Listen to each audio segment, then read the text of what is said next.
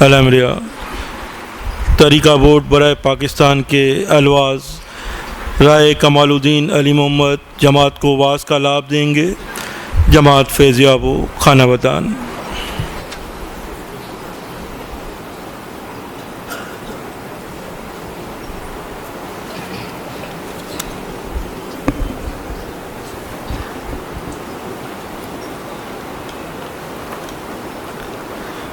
دیندارو، سب سے پہلے امام زمان نور مولانا شاہ کریم الحسینی حاضر امام کے مبارک نام پہ صلوات پڑھیں۔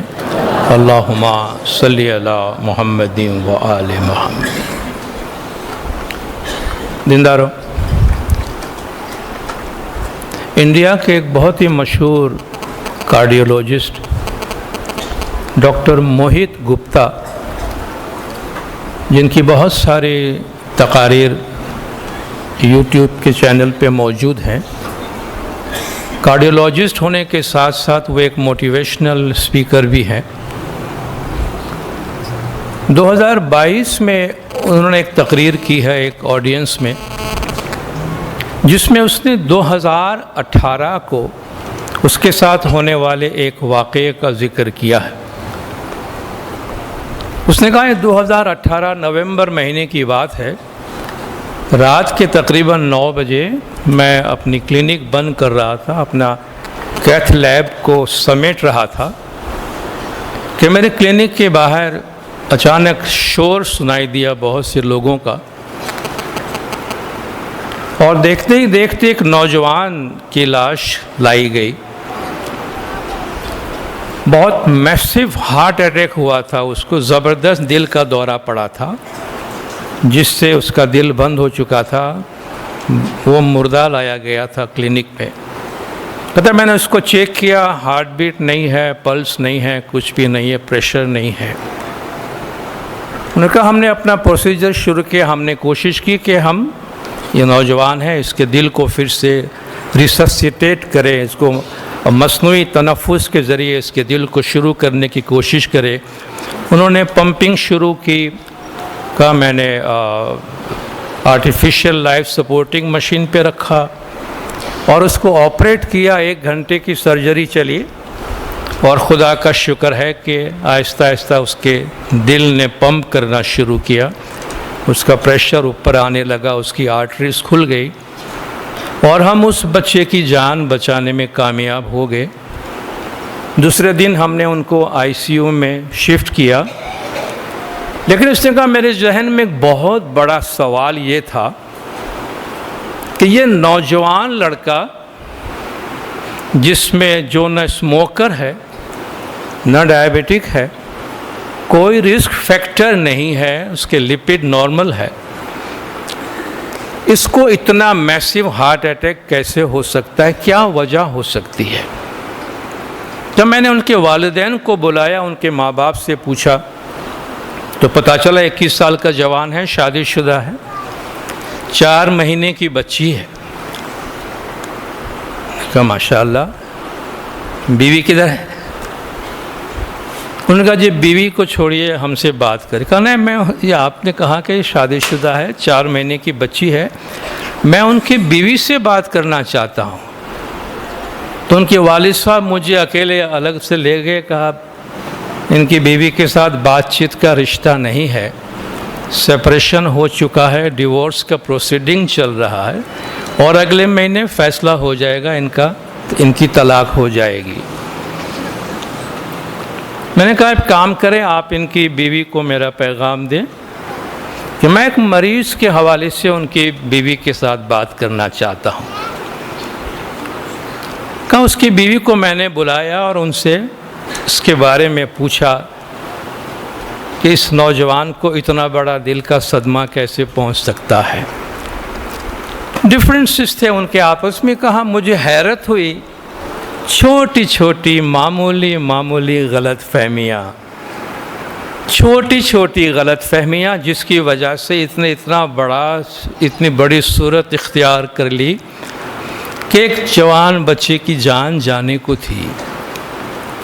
کہا میں نے ان کی بیوی سے کہا دیکھیے آپ لوگوں کے جو بھی تعلقات تھے اور آپ جو بھی اس کے انجام پہ جانا چاہتے ہیں، اس سے مجھے کوئی لینا دینا نہیں ہے، وہ آپ کا پرسنل معاملہ ہے۔ مگر میں ایک پیشنٹ کے حوالے سے، انسانی ہمدردی کے حوالے سے آپ سے آئندہ 3 مہینے کے لیے ایک مدد مانگتا ہوں۔ تو اس کی بیوی نے کہا آپ جو کہیں گے میں کرنے کو تیار ہوں۔ اس نے کہا دیکھو آئندہ 3 مہینے تک آپ اپنے شوہر کو ہر منگل کو فالو اپ کے لیے میرے کلینک میں لائیں گے، اس کا ہاتھ پکڑ کے آپ میرے کلینک میں لائیں گے، یہ آپ مجھ سے پرومس کریں آئندہ 3 مہینے تک۔ اس نے کہا میں کروں گی، اور اس دوران آپ یہ کوشش کرنا کہ یہ جو چھوٹی چھوٹی غلط فہمیاں ہیں نا ان کو نظر انداز کریں، ایک دوسرے کو سمجھنے کی اور ایک دوسرے کے ساتھ ایڈجسٹ کرنے کی کوشش کریں۔ یہ واقعہ اس نے 2022 کو بتایا اور کہا اس بات کو آج 4 سال ہو گئے، اس کی بچی 4 سال کی ہو چکی ہے، ان کے ڈیورس کے سارے کاغذات ختم ہو چکے ہیں اور یہ خوشحال گھرانے کے طور پر اپنی لائف گزار رہے ہیں۔ اس نے کہا بات کوئی بڑی نہیں تھی، کہا ہمارے ذہنوں میں ویسے ہی بہت سٹریس ہے، ہماری سوسائٹی کے اندر نوجوانوں پہ سب لوگوں پہ بہت زیادہ ذہنی دباؤ ہے، اس میں گھرانہ، فیملی، خاندان، سپاؤس، ہمارا شوہر یا ہماری بیوی، یہ ہمارے لیے طاقت کا سورس ہوتے ہیں۔ گھر میں انسان سکون، راحت پاتا ہے اور وہ ہمارے لیے طاقت کا سرچشمہ ہے۔ اگر وہاں دراڑیں پڑنے لگتی ہے اور وہاں سے کشیدگی پیدا ہوتی ہے، ریلیشن شپ میں اگر کشیدگی پیدا ہوتی ہے تو انسان کو ذہنی طور پر، جسمانی طور پر، جذباتی طور پر، روحانی طور پر ہر لحاظ سے نقصان پہنچتا ہے۔ کا رشتوں کی تناؤ جو ہے اس سے ہماری ذہنی زندگی، ہماری روحانی زندگی اور ہماری جسمانی صحت یہ سب متاثر ہوتی ہے اور ہماری کوالٹی آف لائف اس سے ڈیفیکلٹ ہو جاتی ہے۔ اس نے کہا بات کوئی بڑی نہیں ہوتی۔ کسی نے بڑی اچھی بات کہی ہے، زندگی آسان نہیں ہے، ہم سب جانتے ہیں زندگی آسان نہیں ہے، مگر اس کو آسان بنایا جا سکتا ہے، اس کو آسان بنایا جا سکتا ہے 2 چیزوں سے، کچھ انداز سے، کچھ نظر انداز سے۔ انداز آپ کوئی نہ کوئی طریقہ، سلیقہ اپناتے ہیں، وزڈم یوز کرتے ہیں، نالج یوز کرتے ہیں، حالات کا مقابلہ کرتے ہیں۔ نظر انداز آپ سمجھتے ہیں اوور لک کرنا، چھوٹی چھوٹی بات کو درگزر کریں، اس کو دھیان نہ دیں، چھوٹی چھوٹی باتوں کو دل میں نہ رکھیں۔ اب آپ یہ کیسے فیصلہ کریں گے کون سی بات چھوٹی ہے، کون سی بات بڑی ہے، کون سی بات درگزر کر سکتے ہیں، کون سی درگزر نہیں کر سکتے ہیں؟ دیندارو، بات کوئی چھوٹی یا بڑی نہیں ہوتی ہے، واقعہ چھوٹا یا بڑا نہیں ہوتا، واقعہ ایک واقعہ ہوتا ہے، اس کو چھوٹا یا بڑا بناتا ہے ہمارا ریئیکشن، ہمارا رد عمل، ہمارا رسپانس، ہم کس طرح ریئیکٹ کرتے ہیں۔ ابھی یہاں چلتے ہوئے میں کسی صاحب کے ساتھ اگر ٹکرا گیا تو وہ ٹکرانے کا ایک واقعہ ہے، وہ چھوٹا یا بڑا واقعہ نہیں ہے۔ ہو سکتا ہے ہم میں سے کوئی ایک غصے میں آ کر آسمان سر پہ اٹھا لے کے اندھے ہو، دیکھ کے نہیں چلتے ہو، اور طوفان برپا کر دے کہ بھی ٹکرا گئے ایک دوسرے سے، یا تم کہیں گے سوری یار دیکھا نہیں میں نے، معاف کرنا، نکل گئے۔ واقعہ بڑا تھا یا چھوٹا تھا؟ واقعہ وہی تھا، میرے ہاتھ میں تھا یا ٹکرانے والے کے ہاتھ میں تھا کہ ہم اس کو بڑی صورت دیں یا چھوٹی صورت دیں۔ تو اگر ہم زندگی کے واقعات کو بڑی صورت نہ دیں، ہر چیز کو معمولی چھوٹا سا واقعہ سمجھ کے درگزر کرنے لگیں تو زندگی بڑی آرام سے اور بہت سارے مسائل سے پاک صاف رہ کر گزاری جا سکتی ہے۔ کہتے ہیں رشتے، تعلقات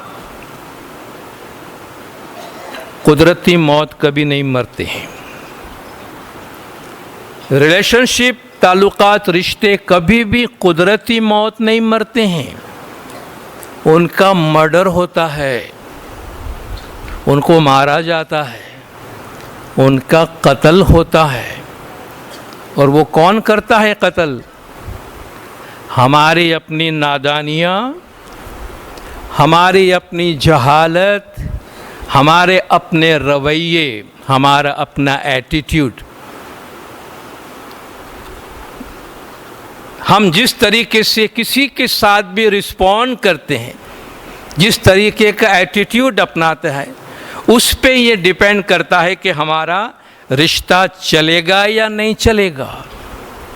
تو ہمارے کون کون سے ایسے چھوٹے چھوٹے ایسے ایٹیٹیوڈ ہیں ہمارے کہ جن میں ہم تھوڑی سی سمجھداری کو اپنا کر بہت سارے ایسے ہمارے خاندان میں پڑنے والی دراڑیں، خاص طور پہ جو رشتے بننے کے ساتھ ٹوٹنے کو آتے ہیں، ان کو ٹوٹنے سے بچایا جا سکتا ہے، ان کو ٹوٹنے سے بچایا جا سکتا ہے۔ پہلی بات جو ہم سب اس چیز کو ایکسیپٹ کریں اور کرتے ہیں کہ لائف میں کوئی پرفیکٹ نہیں ہے، زندگی میں کوئی کامل نہیں ہے، نہ ہم کامل ہیں، نہ ہمارے ساتھ والے کامل ہیں، نہ دنیا کامل ہے، سب امپرفیکٹ ہیں۔ اس لیے کسی میں پرفیکشن نہ ڈھونڈے۔ کتنے رشتے بننے کے ساتھ پہ ہمارا ذہن نہیں ملتا ہے، ہمارے خیالات نہیں ملتے ہیں۔ آپ کے خیالات کیوں ملنے چاہیے بھائی؟ کس نے اس بات کی گارنٹی دی تھی کہ آپ کے خیالات ملیں گے؟ کیا اللہ نے آپ کی کاربن کاپی بنائی ہے؟ کیا اللہ نے آپ کو کلون کر کے آپ کا ڈپلیکیٹ بنایا ہے کہ آپ کے خیالات ایک جیسے ہونے چاہیے؟ We are born with differences and we must learn to live with our differences، مولا کا فرمان ہے۔ ہم سب ایک دوسرے سے الگ ہیں، صرف چہرے میں نہیں، خیالات میں، ایٹیٹیوڈ میں، ہر چیز میں۔ تو اس بات کی توقع کیوں رکھتے ہیں کہ ہم دونوں ایک جیسے ہونے چاہیے، خیالات ملنے چاہیے، یا ان میں ہم ان چیزوں کی توقعات رکھیں جو اگر ہم سے رکھی جائیں تو ہمیں بہت برا لگے گا، لیکن ہم دوسروں سے وہ توقعات رکھتے ہیں۔ کسی میں پرفیکشن نہ ڈھونڈے، ہم سب امپرفیکٹ ہیں، سب اپنی اپنی جگہ پہ ٹوٹے پھوٹے ہیں، اور ہم سب ایک دوسرے کو سپورٹ کر کے ایک دوسرے کی خوبیوں اور خامیوں کو قبول کرتے ہوئے، ایکسیپٹ کرتے ہوئے زندگی گزاریں۔ قدرت کا ایک بہت بڑا قانون ہے، قدرت کا ایک بہت بڑا قانون ہے کہ ہم جس چیز پہ فوکس کرتے ہیں وہ چیز پھیل جاتی ہے اور اس کے آس پاس کی چیزیں سکڑ جاتی ہے۔ جس چیز پہ آپ کانسنٹریٹ کریں گے، دھیان دیں گے، وہ پھیل جائے گی، باقی چیزیں چھوٹی نظر آئے گی۔ اگر سر میں تھوڑا سا درد ہے مگر میرا سارا دھیان میرے سر کے درد کے اوپر ہی لگا ہوا ہے تو وہ درد مجھے اتنا بڑا نظر آئے گا کہ جیسے سارے دنیا کا سر درد ہو رہا ہے۔ دنیا میں اس سر درد کے علاوہ اس وقت اور کوئی بھی چیز نہیں ہے، کیونکہ میں نے اس پہ فوکس کیا ہوا ہے۔ اگر میں اس کو نظر انداز کرتا ہوں تو وہ بہت چھوٹی سی چیز رہ جائے گی۔